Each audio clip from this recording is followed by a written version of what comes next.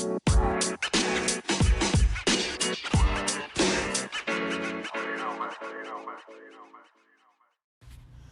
right, so welcome back to the podcast.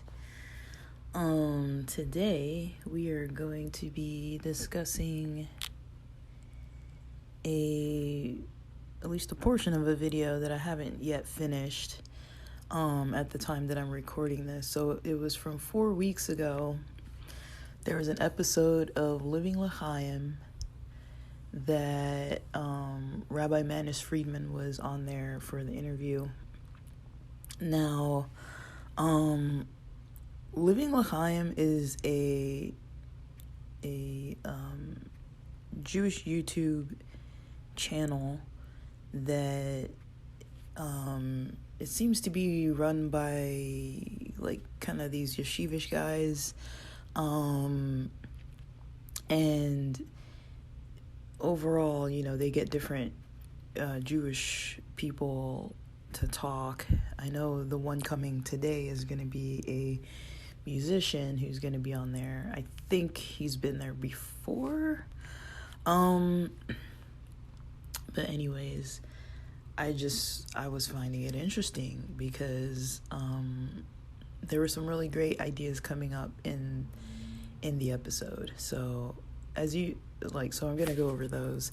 And for those of you who have been here before on this podcast, you know that we talk about different types of theoretical ideas, topics.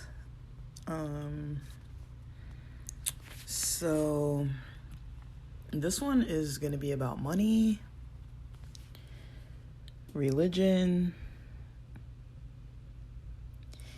and let me see.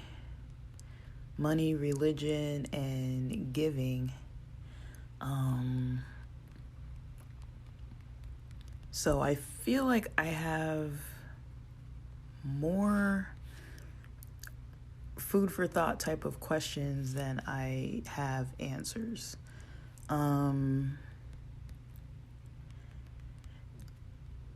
So I can talk about just in general what religion teaches. As far as I know, most major religions do teach about charity, whether that's giving of time and like food or money or resources, or providing a resource like food banks, soup kitchens, free kind of medical type of care, or, free emotional or spiritual support, those types of things. That's not uncommon to see in most major religions, that people, do have some form of giving that, is required as part of expectations or worship. So yeah, that's not too uncommon to come across a person who is taught through religious belief about charity. And in mainstream society, outside of religion, in secular society, there's always, taxes. I mean, everybody gets taxed. It doesn't matter if you're religious or what. Like, it's very rare that you're going to get an exemption completely unless you're on some kind of government-assisted money, where honestly, if you're getting government assistance, you're probably not getting enough money in the first place. Let's be real. At least the way I see it, I don't think that people who get government money get enough to comfortably live. The average person who gets government money can't even qualify for a standard apartment. So, if we're going from there, you're not even getting the cost of living, unless you have some other programs you're connected to. They give you vouchers and discounts, and you're in some kind of a program that says because you can't work and because you have to have this money, you get a discounted rate, which is still expensive. Like, it's still not really free. But yeah, so basically that's kind of what religions teach, is about giving. I mean, this time of year, November, December, there is a huge consumer culture, a huge culture of giving as well, culture of charity as well. So there were some ideas that came up in this video that I was kind of like, these are interesting ways of thinking. Now, I mean, I don't really like to get like too much talking on the Bible and all that kind of stuff too much, because some people maybe aren't really here to hear that, but just in general, in the book of Malachi or Micah, I think it's Malachi, don't quote me on that, they talk about tithing. Jesus spoke about, give to Caesar what is Caesar's and to God what is God's. As far as churches, I don't think I know any church that doesn't take tithes and offerings. And I don't know of any... Yeah, so I don't really know of any church that doesn't take tithes and offerings. And yeah, there's tzedakah, which is like a form of giving in Judaism. Now, what Rabbi Manis Friedman was saying is that he says he believes the average Jewish person gives about 20% of their income. Now, I don't think that's even counting taxes. I think that's counting just charitable giving. That's a lot of money. And I don't know how much people give for, tithing. There's always this debate, like people know. I grew up in a religious culture that was, not unfamiliar with just debating about all kinds of stuff. Like, for example, if you're tithing, yes to 10%, and then 5% for giving, just other charitable giving, so it's 15%. And is that gross? So is that pre or post-taxed income? Some people would give weekly, some people monthly. I mean, I don't really know. They don't go through the charity. I've been part of a congregation before where I was told that, there was somebody who was looking at the books and was kind of maybe judgmental about it, and the person in charge was kind of like not okay with them making a judgmental comment about why didn't somebody give more, or why can't somebody give more, or something like that.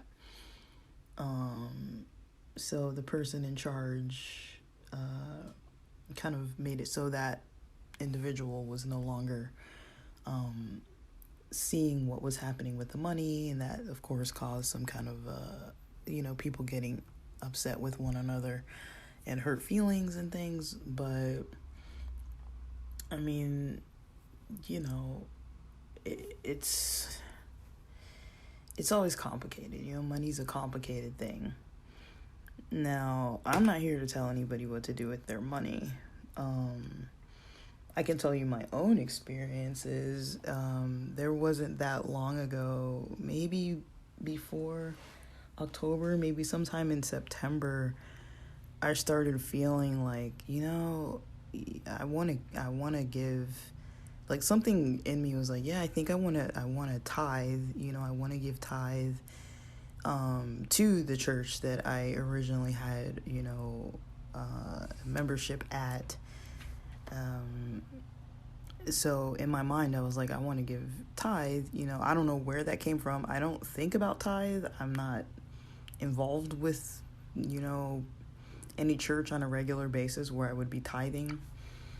But in my mind, I was like, I just felt like compelled. I don't think I'd been listening to any kind of church service or anything. It just was an idea that I was like, within the next 24 hours, I'm going to do this.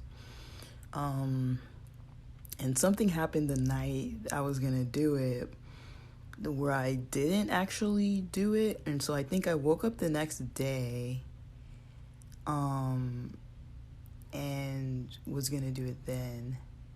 I don't really fully recall this, but I feel like it was the second night where I was like, okay, here we go, let me get this done. And I would go into the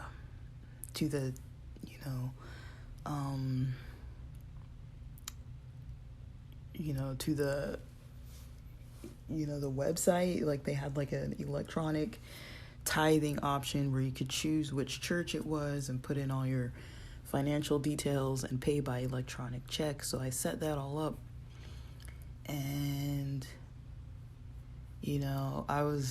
I don't know if I was praying about it. Maybe I was. I honestly can't remember. This was like a couple months back. And I remember I hit, I was like, this is a lot of money. Like, I don't really want to get rid of this.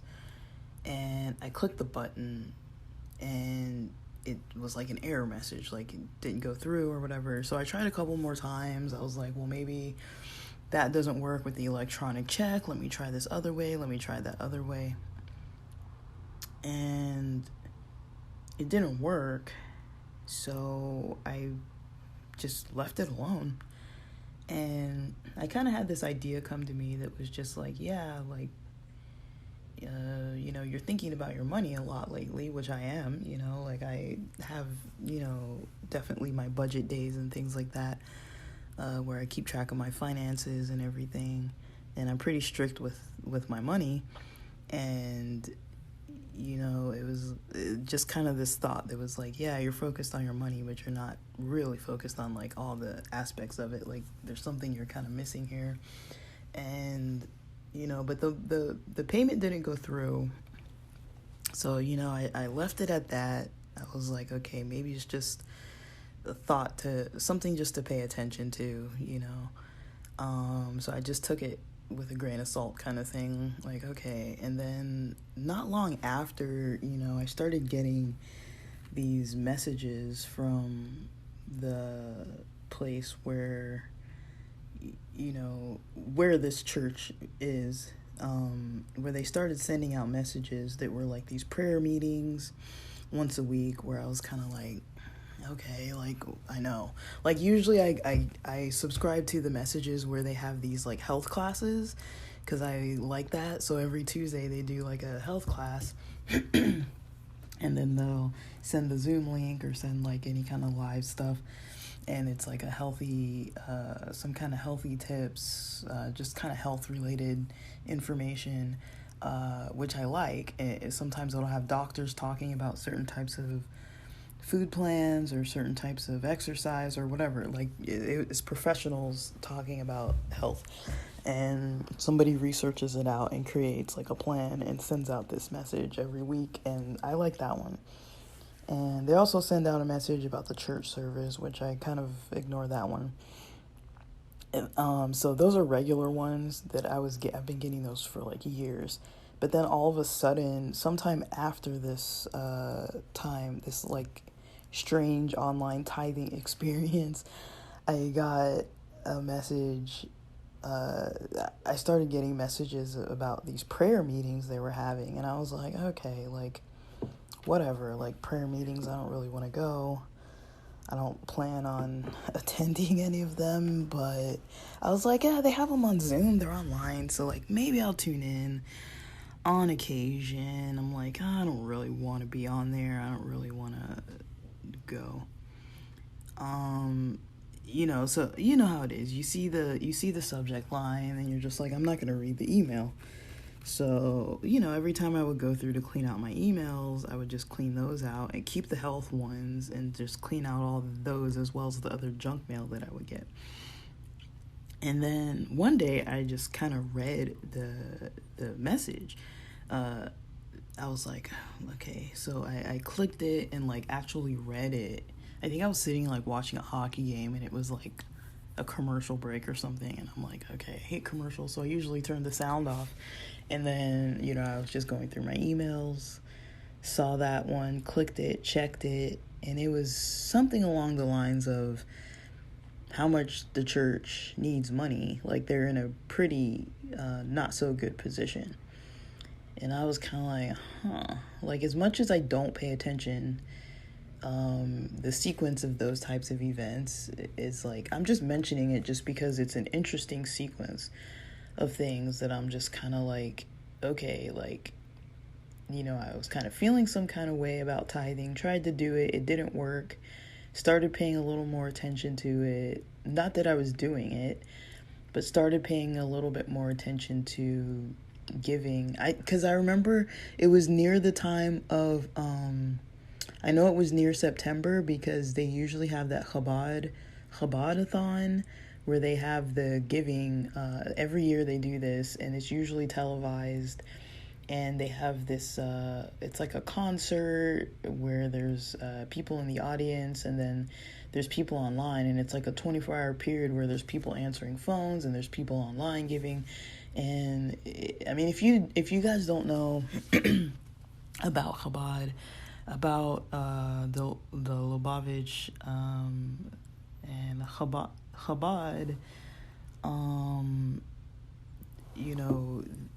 I don't know from a religious perspective what I really think or feel, but I mean, I'm just saying I don't know because I'm not Chabad, so I don't know. I know some people who are Chabad, but I'm not. I've never had any problems with anybody who was, but I like what I know about their charitable, they do a lot in communities, and oftentimes, people who are Chabad or people who are,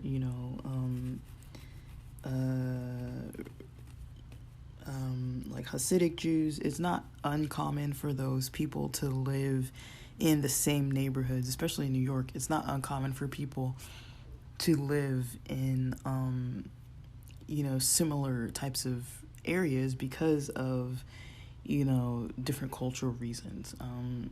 The black people are living in the areas where they're living for multiple reasons, and then, you have Jewish people alongside them living in these areas where it's like, there's a large Jewish population, a large black population, and, when I've seen the Chabad centers, it's, the people worshiping aren't necessarily black people. There's mostly white Jewish people there. Mostly. That's the majority. If you just look at the sea of people, that's mostly what you see. And then the people who are actually there, that are getting support, there are a lot of black people there. And so that was one thing that I noticed when I was seeing, like, the Chabad centers and, like, what they were helping with, people getting help with substances, with housing, with healthcare, with all kinds of things. I was like, yeah, I like this, But yeah, it was near that time period, and yeah, they usually give so much money, like every telethon. I'm like shocked at how much money gets given, and it seems like it all goes to very people who are in a lot of need. So fast forwarding all the way to this Rabbi Manis Friedman interview on Living L'chaim, they start talking about, who's the money for? Like, when you're given money, who's the money for?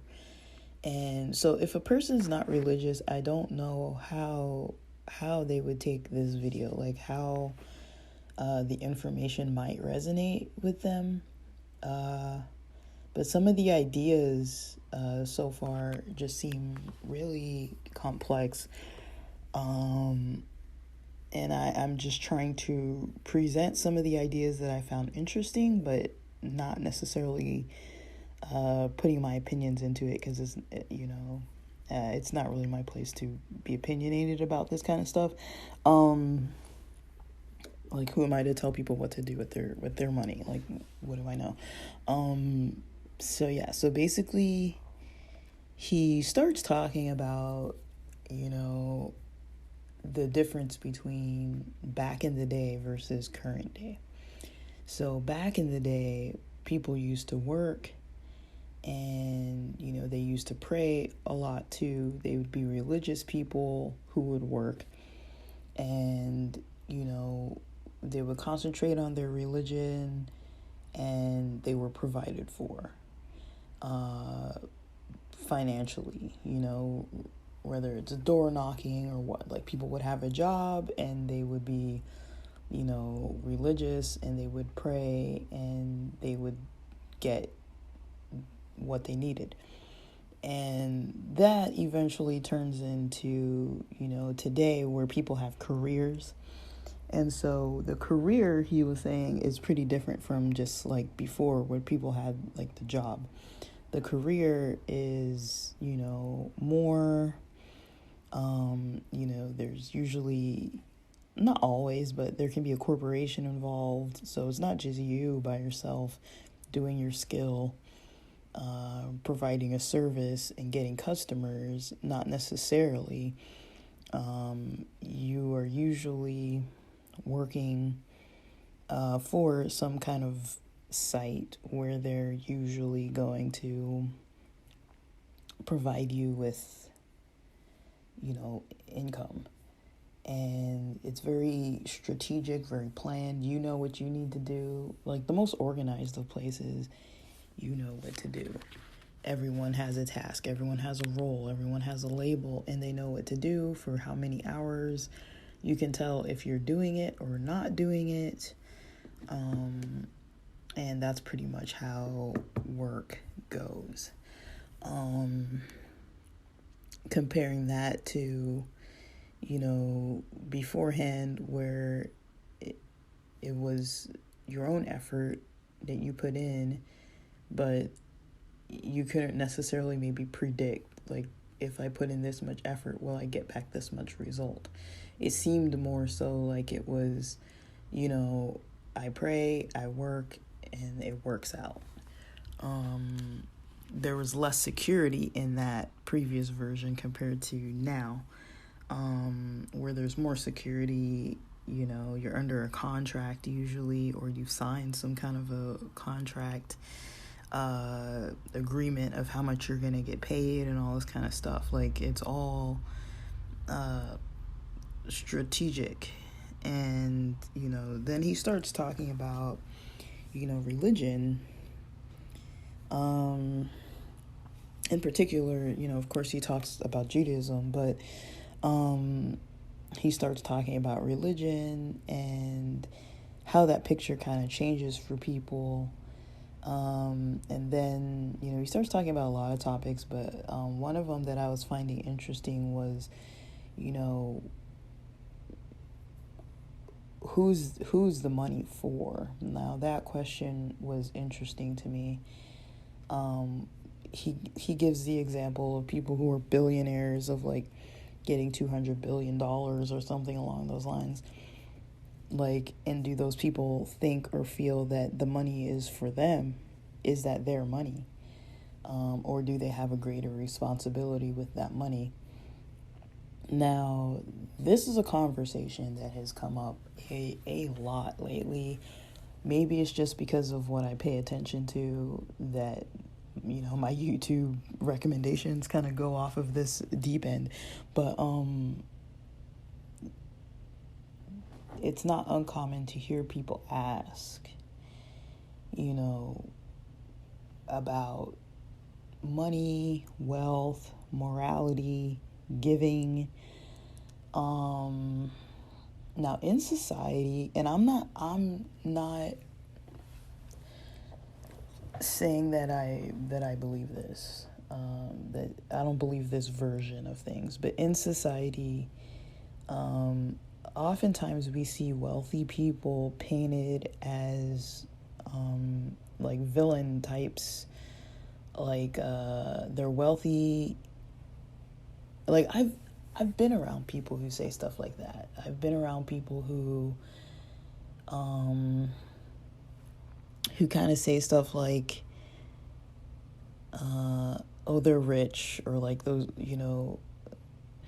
or like when I would want to go hang out with certain people, like at the beach at certain areas, and they'd refer to like the ritzy areas, or like, that kind of thing, or like, they would openly talk about other people's wealth, that person is, rich, or, their parents are rich, or whatever. And it's kind of like, okay, that's maybe what you see because of where they can afford to live, or if they've got cars or whatever, but nobody really knows what's going on inside of somebody else's bank account, like there are plenty of people who are in massive debt, that, according to Dave Ramsey, would not be rich. They'd be broke and in debt, I know there's this whole good debt, bad debt, I'm not really going to get too much into that, but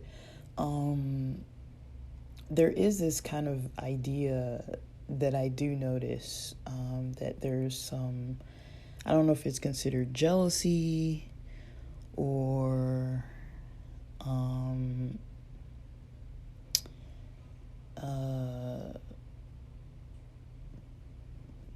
like expectation for people to kind of give, and I'm not saying I disagree with giving and or whatever, I don't disagree with that,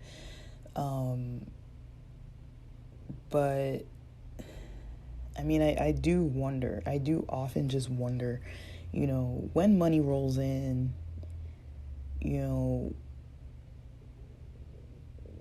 is that extra snowboard money, go to the mountains and go snowboarding and take a nice trip and go do what you want kind of money, or is that,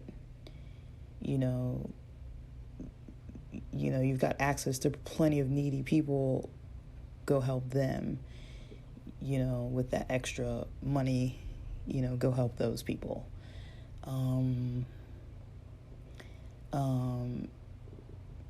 He mentions this idea of when you have enough, going and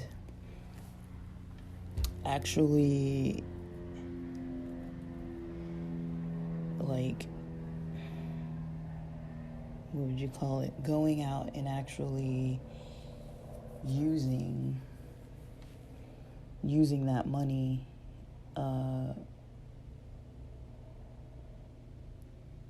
to give it away and having your bills covered, so either, your next 3 meals covered, or your next 3 meals plus all your bills that are expected to get paid, like if you have a mortgage and all this other kind of stuff. Once your stuff is paid, you don't really need much more. So there is that idea, once your stuff is paid, you don't really need more. That's an interesting idea. I like the sound of it. I don't think I like it in practice.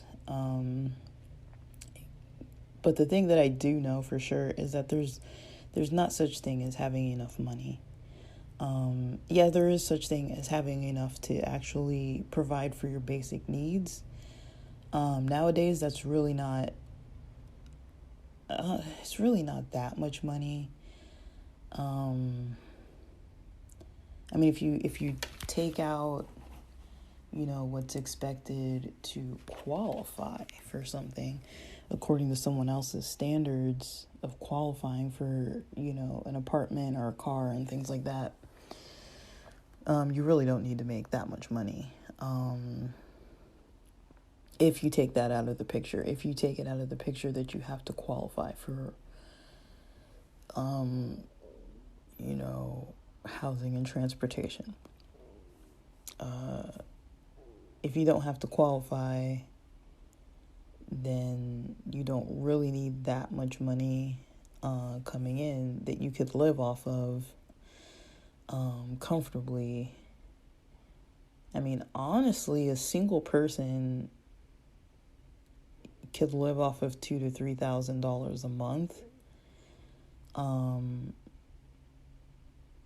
Like, if you didn't have to consider, qualifying for like a $2,000 apartment or whatever, but technically, if you were making $3,000, you could pay your $2,000 rent and still live off of $1,000.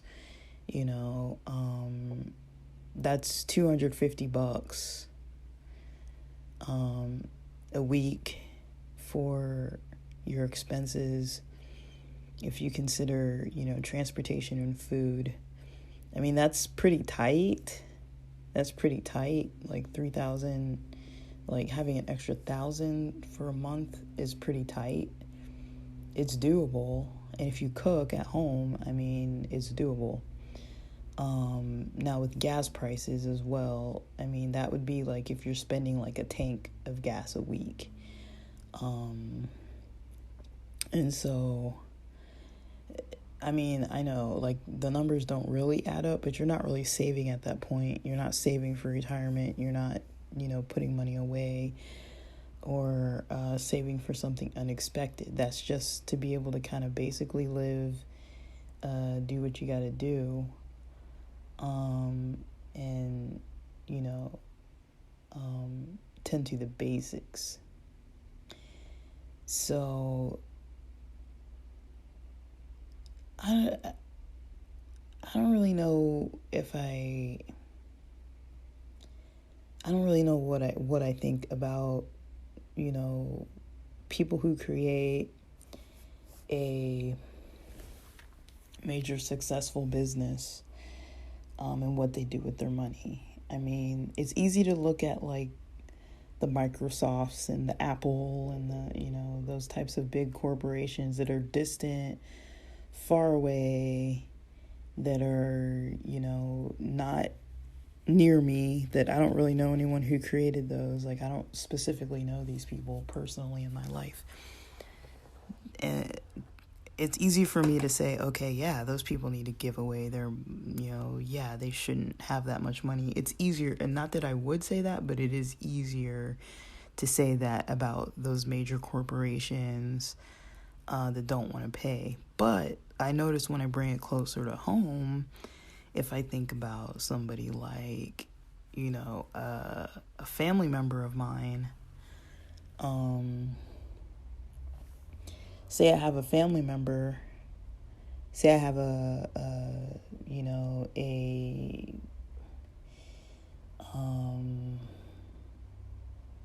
don't know if you would say cousin or niece, nephew, say I have a sibling, who goes to school, and I've seen how they, did everything from the time they were in their 20s in college, and from their first apartment to, building up for a small business or working for a company where they do very well, and they work their way up the ladder to a point where they're making significant money. They've done good on investing, and by the time they're in their late 30s, maybe in their mid 40s, they're considered a wealthy person who's doing really great financially. Does this person have the obligation to be giving to the rest of the family? Does this person have the obligation to be giving to charity? Do I think that they should only be able to eat their meals and pay for their car and pay for their small house where they're single and don't need more space, so they can just have a small apartment and give away all the rest of their wealth. Do I think that? When it's closer to home, I don't really think that way. And I'm talking about my own beliefs. I'm not saying anybody else's. But when the idea does get closer to home, when I think about my family members, or I think about friends of mine who have gone through a lot of like rigorous school programs. I know a lot of people who were pre-med or became like nurse anesthetists and have a doctorate, and people who I know trying to start a business, or people who I know in the military becoming officers, and they can retire, all that they went through, and other people too, but all that they went through. Do I think at the end of the day, once they've made it to where they want, where they have their house, they have their car, they have their everything that they're looking for, just because they're wealthy, or just because maybe they're gonna come out making six figures, do they need to give away that money? I don't know if that sounds like something that needs to happen. Now, if they do, would I be surprised? No. Because I know a lot of generous people, and I'm not talking give it to me. I'm just saying, like, the more I see it closer to home, it's harder to think, okay, like, yeah, these people need to be giving away all their wealth.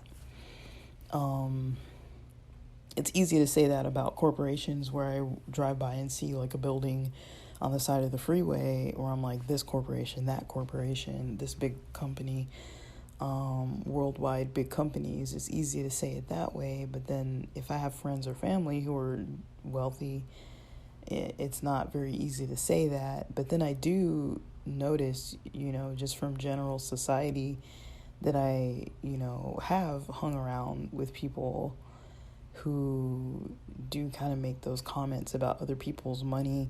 Now, I don't know what they expect other people to do with their money. That's not something that I've heard. But I specifically remember, being around people who were pretty, I don't know if you want to call it judgmental. I don't want to call it judgmental. They were just kind of often pointing out, maybe like where my family lives, and that, my family technically isn't like broke. We'll just put it that way. And, they were comparing the neighborhood to other neighborhoods where other people they know are from, or where other friends that we were from, other people that we kind of knew, they were kind of comparing in some weird way, like kind of like, oh, like your family lives over here, your family. And in my head, I was like, I'm in college, I'm in grad school, I don't have any money, and like I would have these jobs where I would have spending money, but I didn't really have money like that. And I remember a couple of these friends were getting married. They had a wedding in Hawaii, and I remember them being like surprised that I couldn't come to the wedding, because I had called ahead. I had called in advance to the place where I think they were getting married at like a school or something, and I called in advance to go to talk to the school and see how much it was going to cost for the lodging every day and for food options and all. Like, I was trying to crunch the numbers and see if I could make this trip. And at the time, I was newly out of grad school, and my first loan payments were going to be coming due for student loans. And I was like, I can't really afford to take this, like, trip that, is going to cost me over $500 after the plane ticket. Even if I stayed maybe 3 to 4 days, like everybody else was going to do, I'm just not going to be able to cut it, And so they kind of left it at that, and were kind of like, all right, well, but they were surprised. They were like, well, what do you mean you can't make it? And I know what they meant, because they were like, well, why don't you just ask your parents to pay, And I was just kind of like, I don't think you guys understand that that's not really how I do things, It's like, I have my money, I work, I spend my money on extracurricular type of things. Like, if I want to go to Hawaii, I'm not going to have my parents pay for it. Now, if it's a family trip where it's like, not my choice, and people are like, come to this family member's wedding that is distant relative that you don't even really know, if they offer to pay, of course I'm going to pay. Or if they ask me to go and I can't afford it, I'm going to be like, I can't afford that, But otherwise, I'm not going to like ask somebody to be paying for me for stuff. If it's not a necessity, I'm not going to ask for that. So I don't really know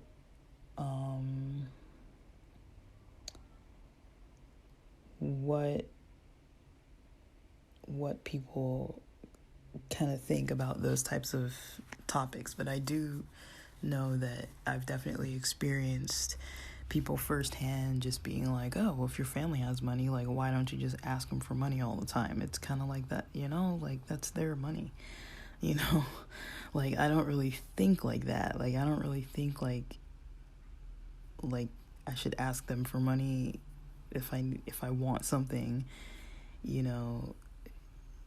I don't know. I mean, I never really was thinking that way. And then if I look at people like people that everyone knows I follow, like Biaheza, Graham Stephan, those guys, and seeing how they've been online and built themselves to become multi-millionaires. Biaheza before he was 20, Graham Stephan before his 30s, seeing where they came from. I mean, Biaheza did some college. I don't know if he graduated yet. He seemed like he was interested in school. Graham Stephan didn't go to college. A lot of these guys kind of like, were going the typical route and then found a route that, was going to make them money. But, hearing about what they tried and their successes and things that didn't work out and the trial and error and just the way that they saved when they started making their first money and not just like blowing it and reinvesting in their own companies and businesses and stuff. I mean, I can see how they're where they're at. They didn't take a traditional route, but they basically did something and figured out something that worked, that's still working for them, and they have to change every now and then. But yeah, I do hear that idea a lot, though. That does come up a lot. The idea of let's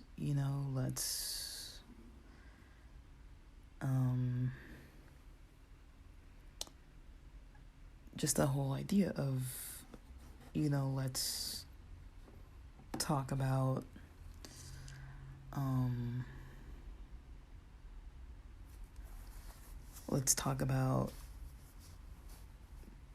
kind of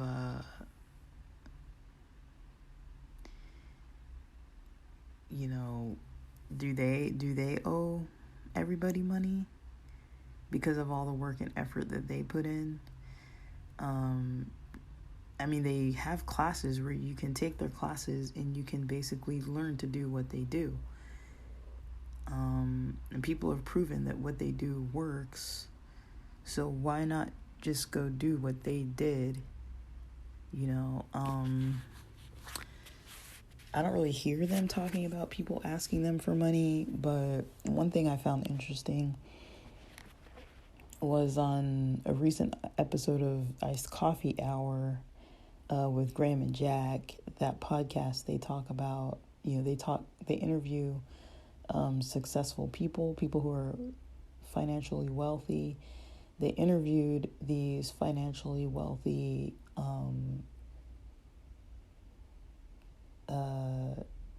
basketball players who are now retired and have their own businesses and everything on the side. And they interviewed these two. And they were asking them, they were like,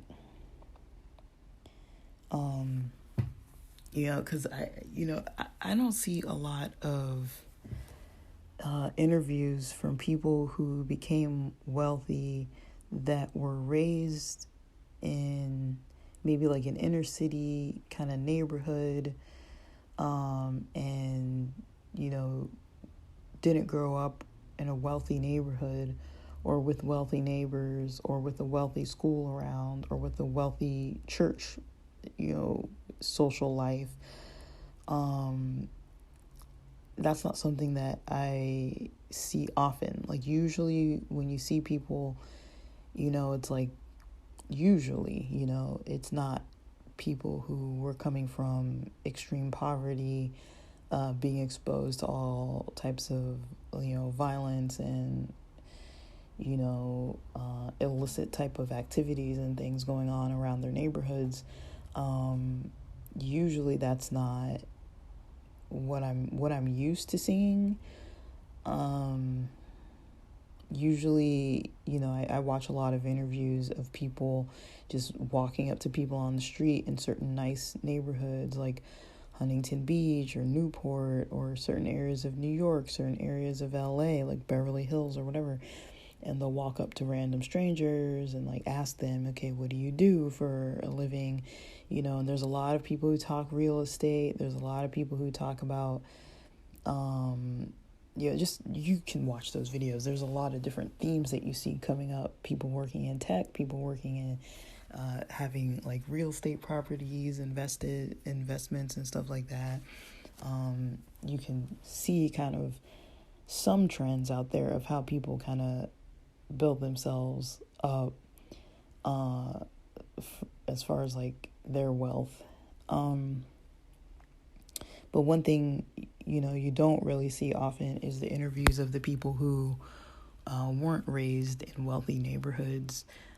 So that's what I found interesting about this, because not that long ago, Living L'chaim had an interview about, I gotta tread lightly on this one. It's one of those controversial topics.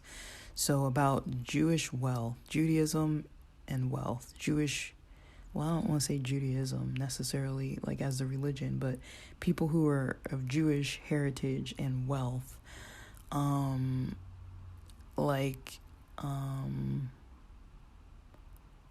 Wealth.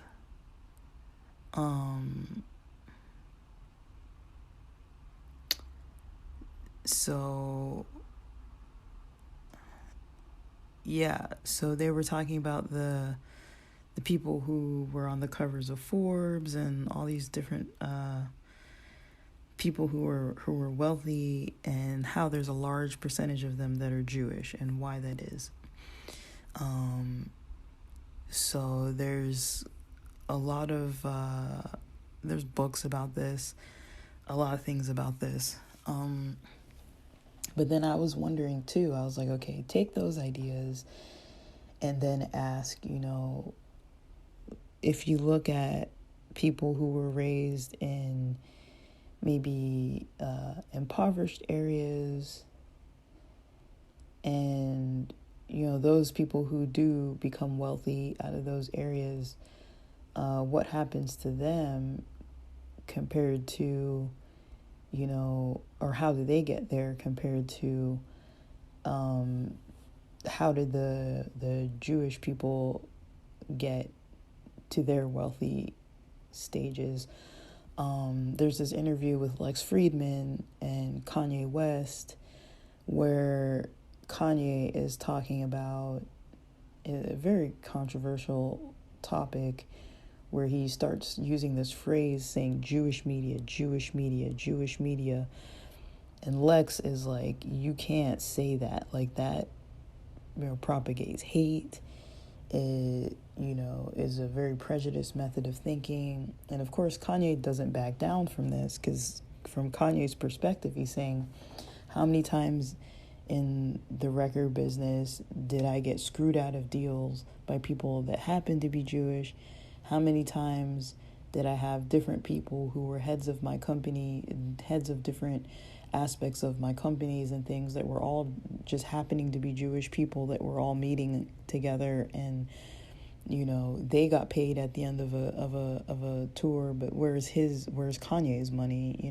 Like, how did it come out that there's all these bad contracts being written up, and that a lot of the people in the businesses tended to be Jewish people? I think that right there is just something of its own to study. Because if you think about it, it's like, okay, that's not a phrase that I have never heard. It's not an idea that I've never heard. I mean, before I even knew too much about Jewish people, that was something that I had somewhere heard about or learned about stereotypically about Jewish people and having money. I don't even know where that idea first came from. I'm trying to think of where I first even heard an idea like that. I know when I was a kid, I was really into lchaim books, like from the time I was in high school. And I was into Judaism, like Jewish culture as Judaism, like the religion. And I do remember making a comment to somebody, saying something along the lines of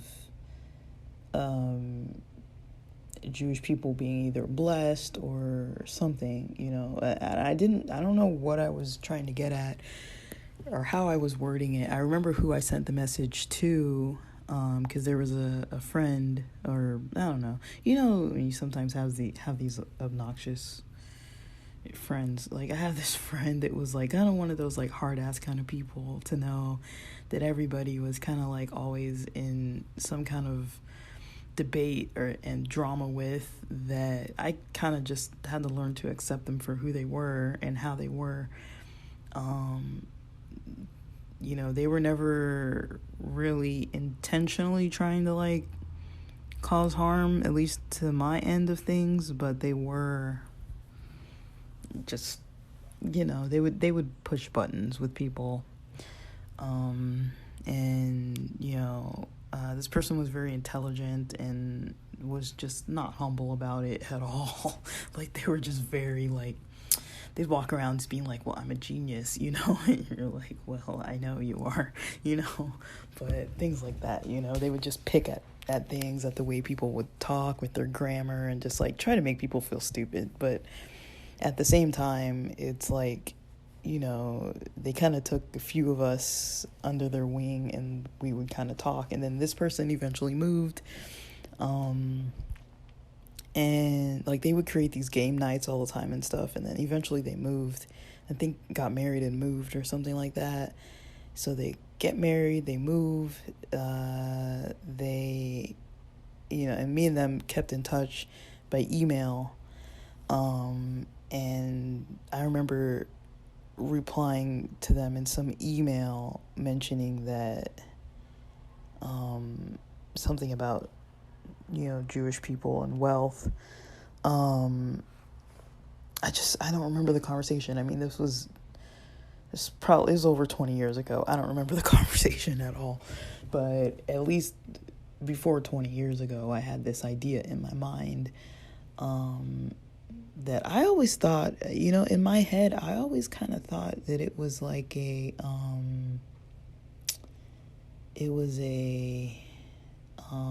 like a positive stereotype. Almost how when people say, like, with different Asian groups of people, like the model minority, like, yeah, there are minority groups, but, instead of being like the Latinos or being like the blacks or being, they come in and, use a lot of studious behaviors to kind of get where they're going. So they tend to do really well in school on average, and then you see, you know, a lot of people in these major and good universities kind of working their way to where they want to be through school or making a small business. And those are two things that you see in a lot of different types of Asian cultures,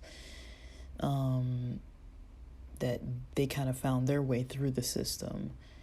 And I think in that same way, you know, in like with Jewish people, they found their way through the system in a certain method.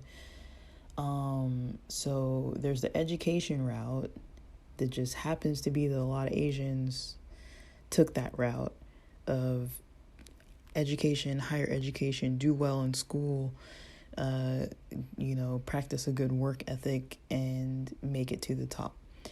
And you have, you know, from what it seems like on the side with Jewish people is, you know, make a business that you run, that you own, that you can hire other people, and you're the boss. You know, you're the head of a record label. You're the head of, you know, a franchise. You know, you're the head of, you know, an entertainment, you know, publication. You're the head of, you know, you're the head of it. You're the head. You started it. You're the head of this thing. That'll put you at the top, because now you got other people working for you that are making money for your business. And I feel like Black people, I'm not saying as a whole, I'm just like busting out stereotypes here, so just bear with me. If I take the basketball interview, for example, it seems like, you know, so people are trained from childhood, right? They're trained from when they're a kid. So if I'm an Asian kid, I mean, I'm just being really stereotypical right now. If I'm an Asian kid, my parents are it's not going to be uncommon to have parents telling me to study all the time, to providing environments for me to study all the time, to get to and from the library, to live in a neighborhood where I can actually study and focus, have a bedroom or you know, a library area where I can actually sit and get my homework done and my schoolwork done and my papers done, and, you know, the household would be prepared for that. If I'm, you know, a Black kid and I happen to live in a neighborhood where there's not a lot of opportunities, but it's not uncommon that you see a lot of Black kids in, you know, like, I don't want to call it entertainment, but I would say like, kind of almost entertainment. Like, if you think about sports, you know, playing sports isn't something that is uncommon to see in Black neighborhoods. Being part of a church and singing and, you know, being involved musically in a church on a regular basis.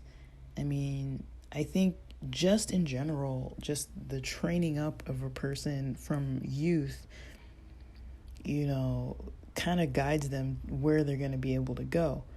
Like, why are there so many Black NBA players? Why are there so many, you know, Black R&B artists and Black rappers? And, you know, why are they more skilled at it than other people might be in general? You know, because they're raised to be doing it. If I want to take this off of the prejudice mark and look at K-pop, you know, these are kids that are trained from a very young age to be singing and dancing and rapping. And, you know, they could be competitive with Black groups, with Black music groups. You know, you could say that they have soul, that they have, you know, they have, yeah, you could say that they have soul, that they have rhythm. If you look at a lot of Caucasian kids, I mean, they're not, as a whole, being brought up, going to church 3-4 times a week, going to choir practice two times a week, being around, drummers, singers, gospel music, places where you're going to be dancing all of the time.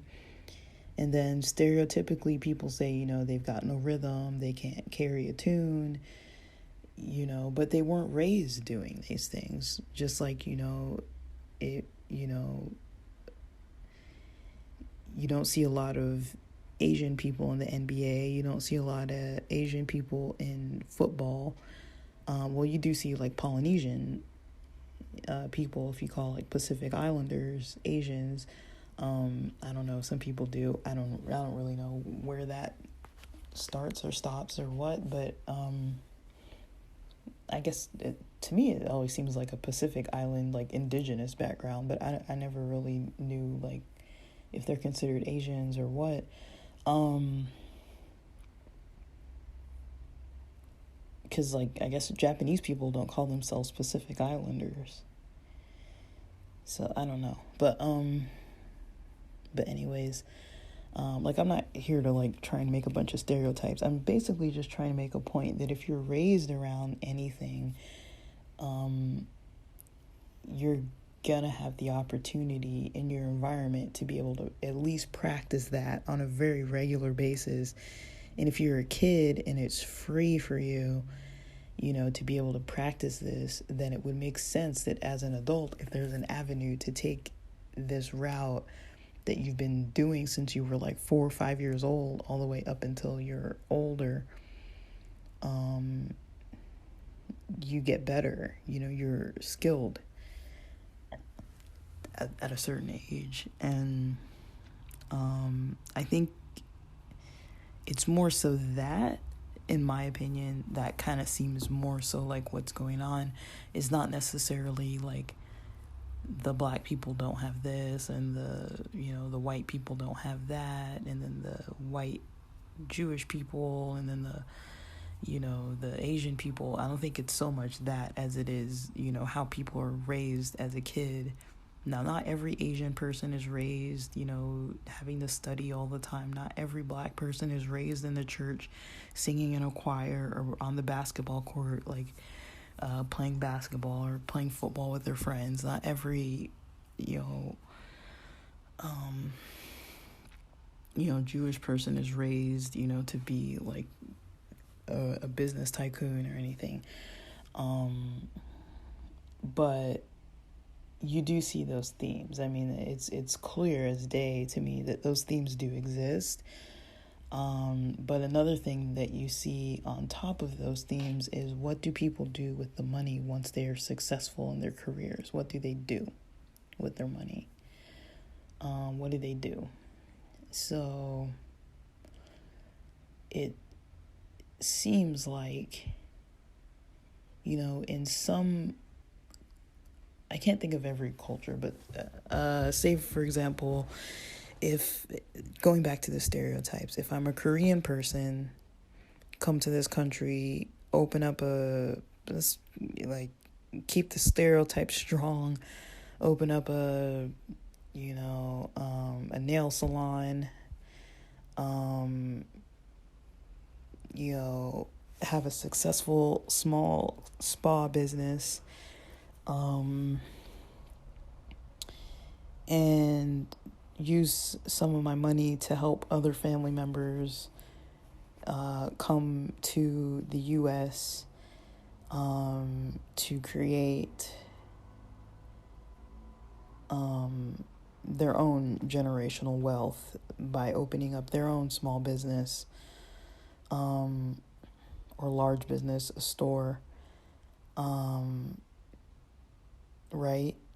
I mean, I don't know. I've shopped.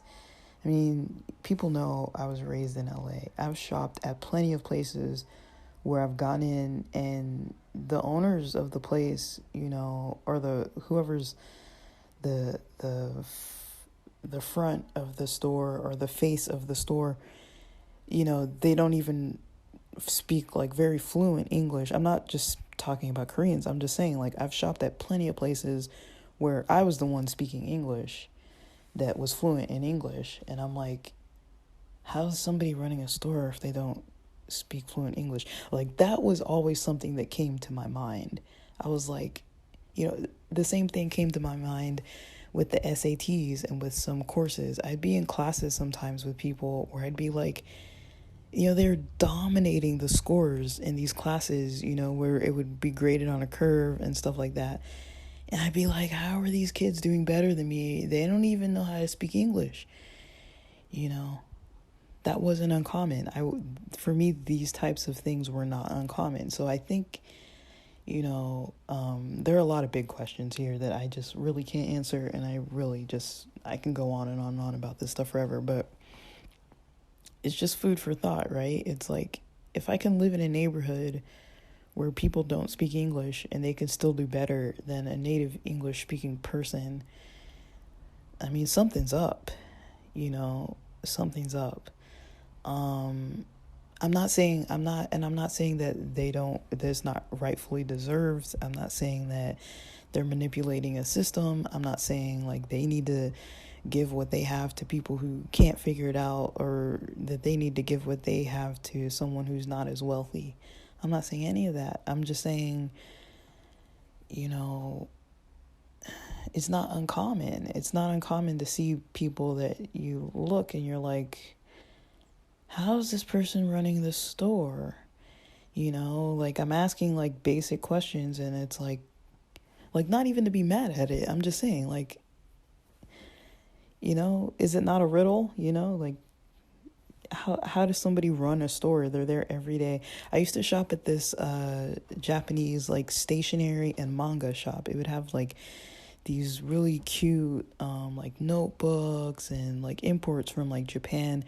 These cute like notebooks, magazines, books, like different types of like colorful paper, drawing paper, artistic types of like paints and pens and pencils and stuff like that. It was a stationery store basically it was a bookstore that sold stationery.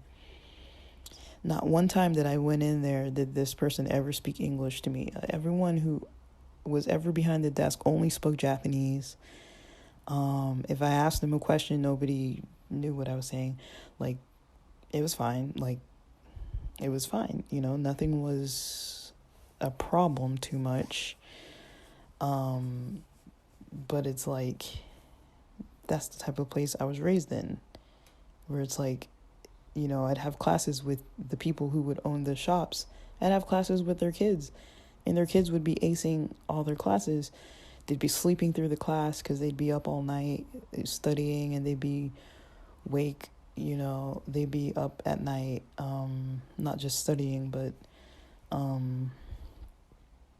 they'd be, like going to other schools, like Kumon and other types of, language classes, like Korean types of schools, like tutoring sessions and things like that, and I'm thinking, like, these kids are acing all their classes. They're getting like stellar, SAT prep scores, and there's something that they're doing right that the other people aren't doing, who aren't getting those scores, who aren't getting those grades. There's something different that they're doing, right? And I saw it at an early age. I saw it when I was in school from like third grade and up, from, pretty much my third grade year, all through elementary, through junior high, through high school. Even once I got to university, it was the same theme.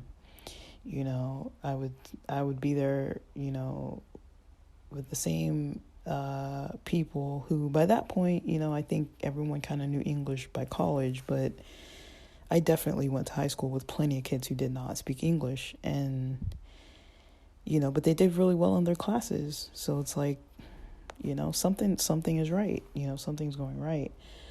I'm not sure how hard. I mean, that must be a hard experience. I don't doubt that they weren't probably like depressed or lonely or like suffering in other ways, but I'm pretty sure they were successful on the financial end. And yeah, there were a lot of racial groups that were left out of that picture. You know, when I saw that, I was like, okay, but these are the people that I see doing this. I don't see any of these other people doing it. You know, I don't see any of these other people in my schools or even in my neighborhoods, you know. They just weren't there. They didn't exist. So that was kind of how I kind of saw things. Why I kind of saw, that was just kind of how I kind of was thinking about, you know, a lot of this stuff starts from childhood. One thing I found really interesting about the basketball players when they were talking is they mentioned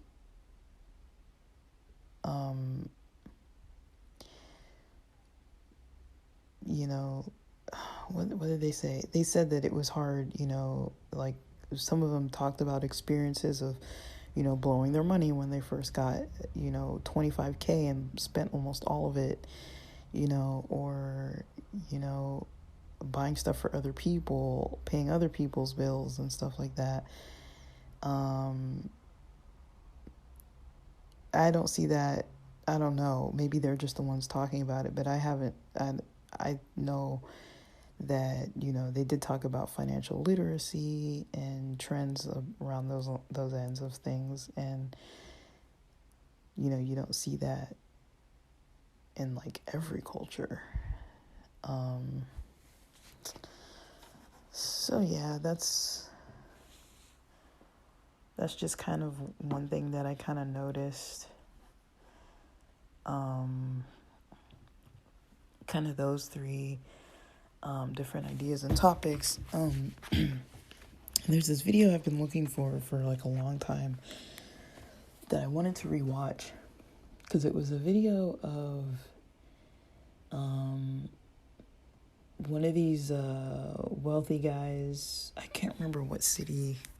I want to say they were in New York, but I don't know what city they were in. And he's out there, I guess, as part of the 1%, and he's talking about, you know, letting anybody talk about, you know, a crowd around him, letting anybody chime in to talk about finance. And, you know, there was this big, you know, there were mostly minorities around from what I recall. And if it wasn't ethnic minorities, it was people who were, you know, nobody was really on the 1%, one of the 1%. And so he starts talking. He starts to speak about these different ideas about, you know, corporations. And his idea overall was that these corporations provide jobs for other people. And there was this big conversation about should they get taxed.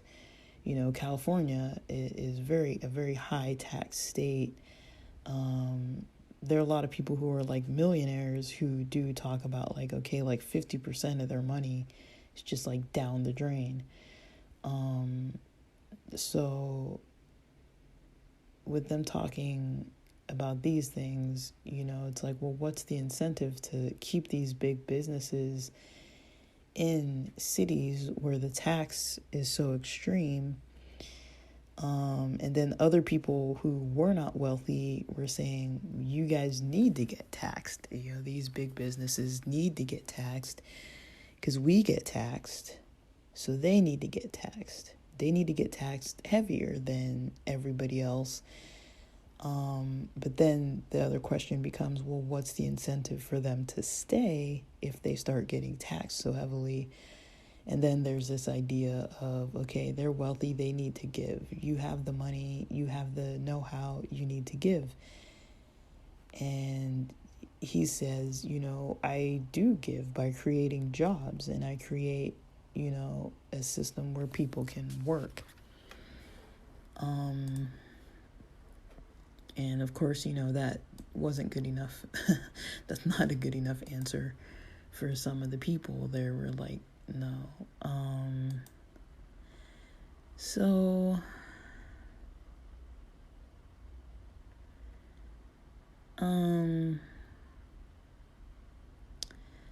that's just kind of something that I kind of was noticing. So other than that other video, I can put links in the description for let me just look it up while I'm doing this right now. For this, what is it called? Iced Coffee Hour video.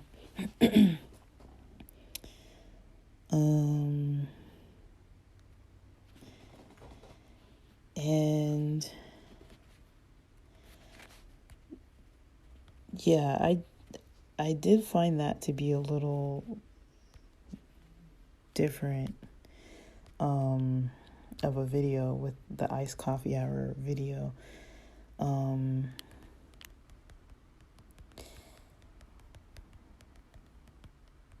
I found it to be a little bit different because they were talking about their different businesses that they had and kind of how they came from a background where they weren't taught about how to, maximize your wealth. They weren't taught that. So it was kind of a different perspective, because usually on the Iced Coffee Hour, it's usually younger people, and even if it's not younger people, it's people who seem like they were around people who could advise them on what to do with their money, or at least hold them accountable. And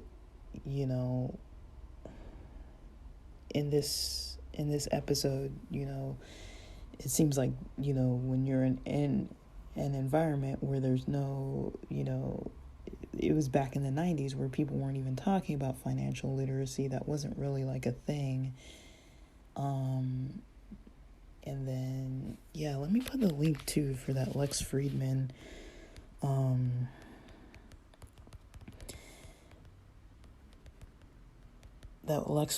video with Kanye West as well, because it was interesting hearing somebody say, who is Jewish. Lex Fridman is Jewish, and in his interview of Kanye West, he was definitely talking to, and this was 7 days ago. It was 7 days ago when the interview occurred, and Kanye was talking about how he's the wealthiest musician ever. And Lex was talking about, some solutions could potentially be, you create the company, you create a better version of the company that's not screwing people over. You create that better company.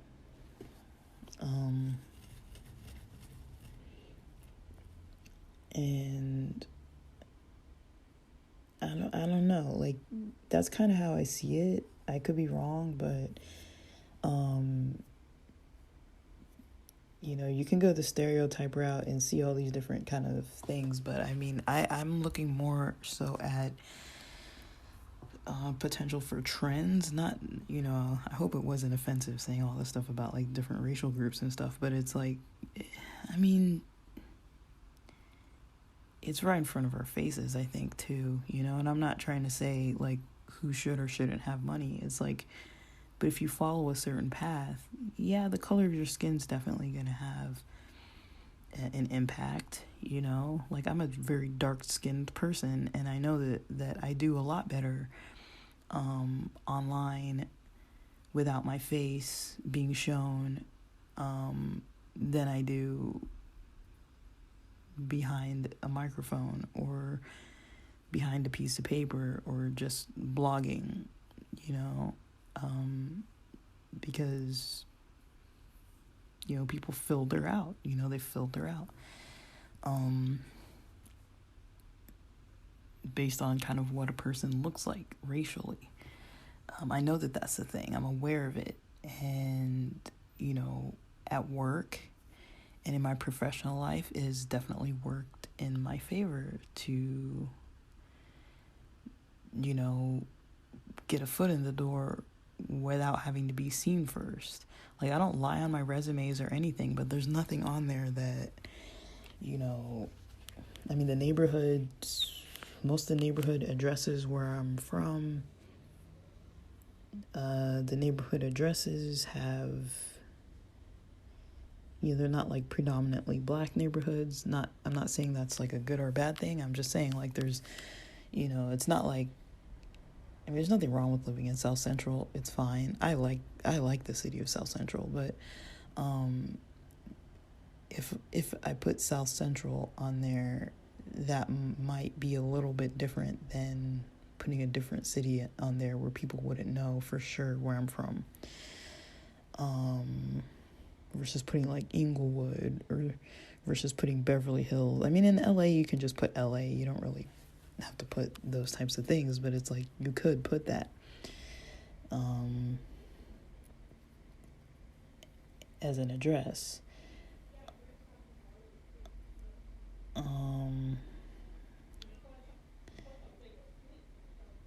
So you could put that as an address.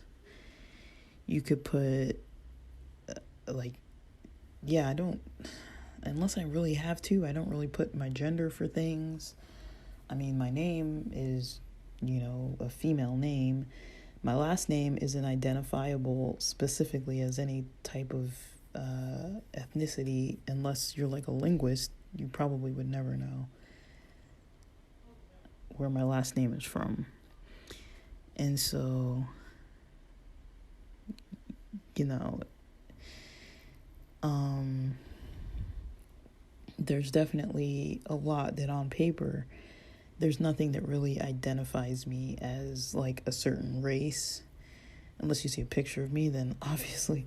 But I mean, like, if I can get my foot in the door through a resume with just people generally stereotyping their way through what my resume looks like and where I went to school and where my addresses are and things like that, nobody's going to assume I'm a black person, you know? And I can't say that that does or doesn't work in my favor, but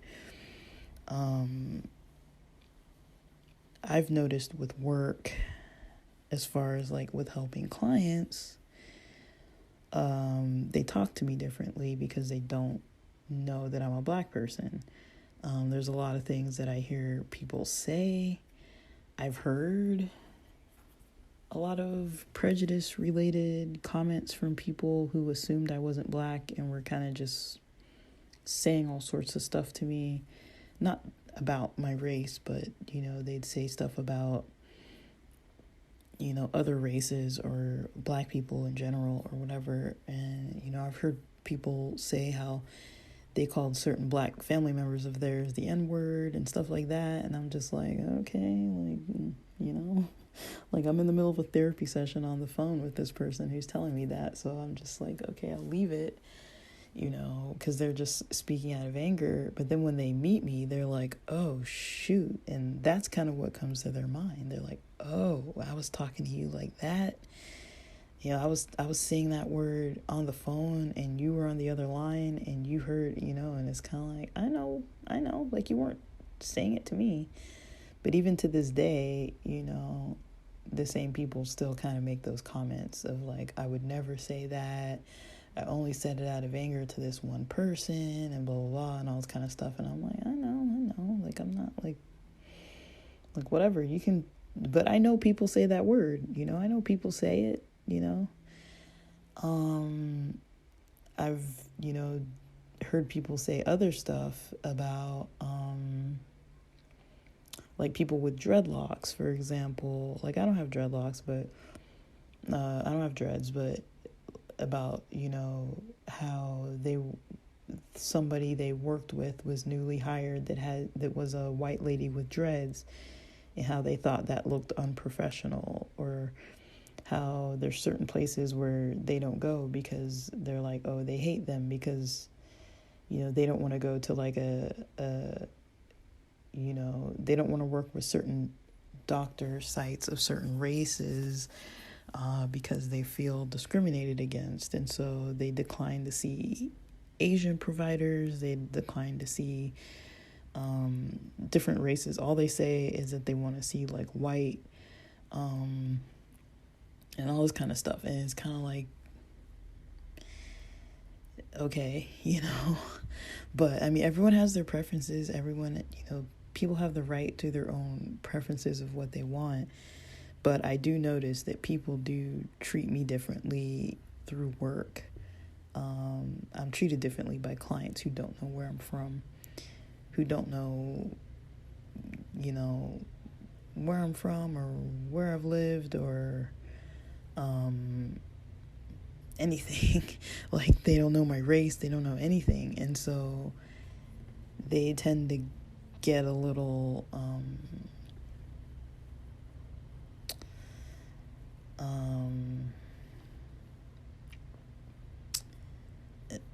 I don't know what the word is, but they tend to get a little not too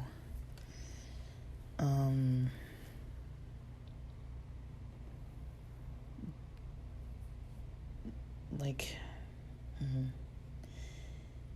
I don't know, like people say things when they assume certain things about you. Like when they can't assume certain things about you, sometimes they'll say other stuff. And I think we all do that,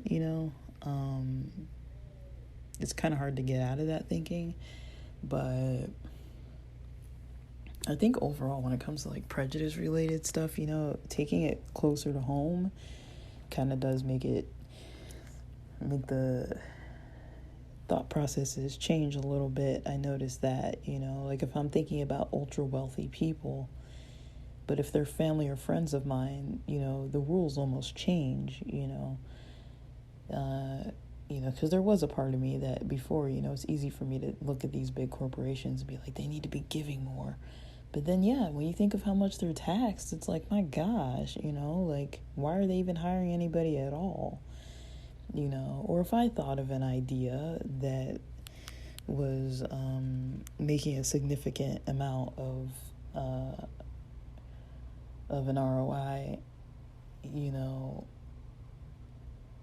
does that mean that now I need to start paying people's bills for them? It's like, I don't know, like I kind of keep my money to myself, but that is one thing that definitely worries me, is that if I do get to a position, because it's happened before where I've been in a position where I've had access to fairly large amounts of money, where, people come out of the woodworks, they just start asking you for stuff, and come out of the freaking woodworks. And I was like, wow, like that's pretty nuts.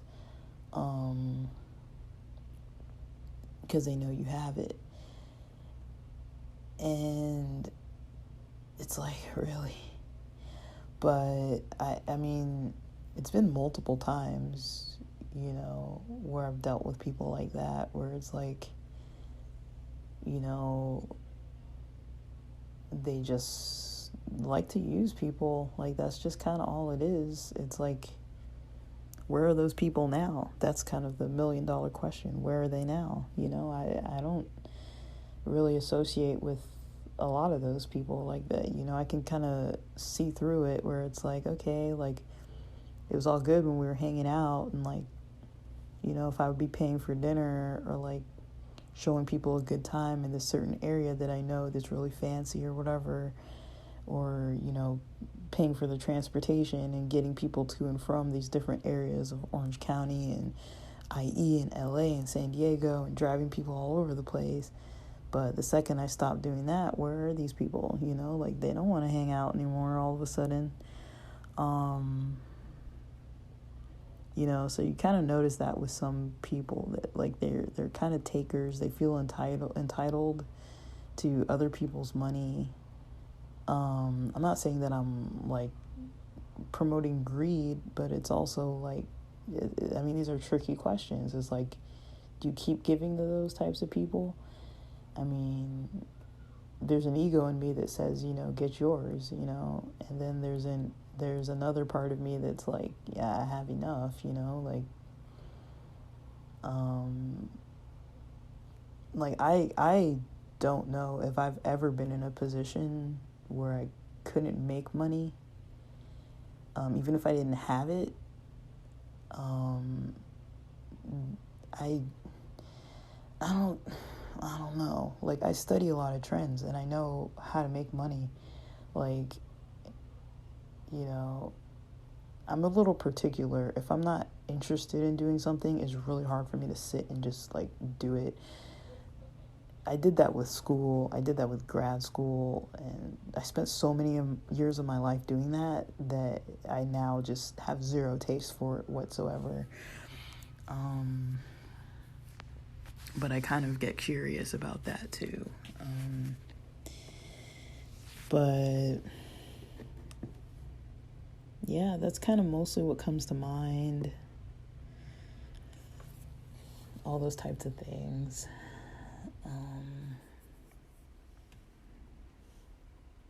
I was never like fully like, I don't know, I'm not in the 1%. So, but when I think of it, I'm like,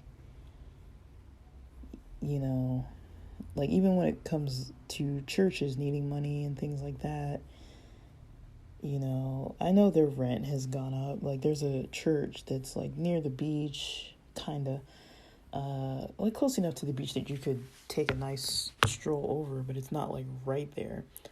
Like, it would involve some walking, maybe like 3-4 blocks from the beach. Nice place and everything. But, for me, I'm like, okay, if there's a church that's not really affirming to people, if they exclude people, if they're discriminatory, I judge them, and I would not want to be giving them money. I feel that way about some other groups too, where you don't know where the money's going. Like, I worry about that. I worry to not know where the money's going.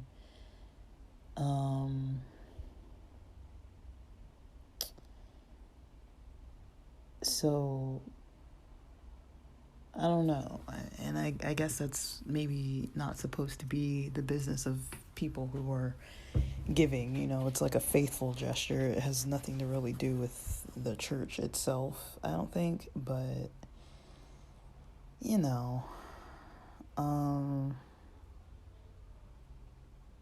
it is a little odd. Like, everybody's struggling financially right now. Most people are having to make changes in their finances at the very least, So I don't really know. Like, I can't really say that I fully know who's doing what or trying what, where, when, and how.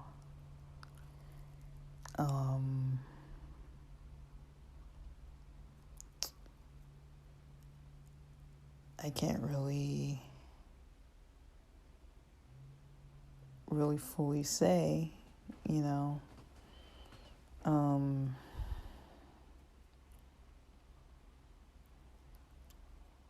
kind of, what I really think about that too much. I mean, churches, they have a mortgage, they have a staff, they have all kinds of expenses, they have a budget, and I don't really know. Like, I don't really know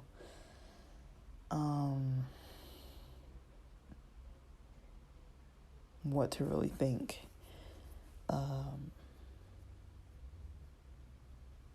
And I'm not really here to tell other people what to think, but I mean, all of these things are kind of just, interesting topics, especially when it comes into ethnicity and wealth and racial topics and kind of trends. And even if you throw religion in there,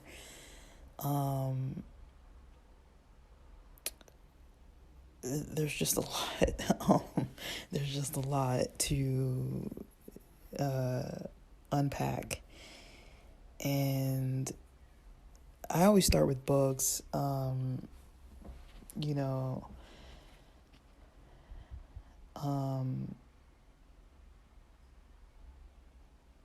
I don't know. I don't want to go into all the conspiracy thinking of things, but think about it. I know, I'm not trying to be offensive on here, but I know a lot of what I'm saying is, definitely going to come across as prejudice and very small thinking. But, there's always going to be the exception to the rule. I mean, I can talk about black people all I want. My family's an exception to the rule. We don't meet any of the stereotypes, so I always say, I joke with my friends and I say, on paper, I don't seem like a black person. And if you don't have a picture of me there's no way you would assume. Most people assume I'm Asian because of where my address is, because of where I've gone to school, because of hobbies that I'm interested in.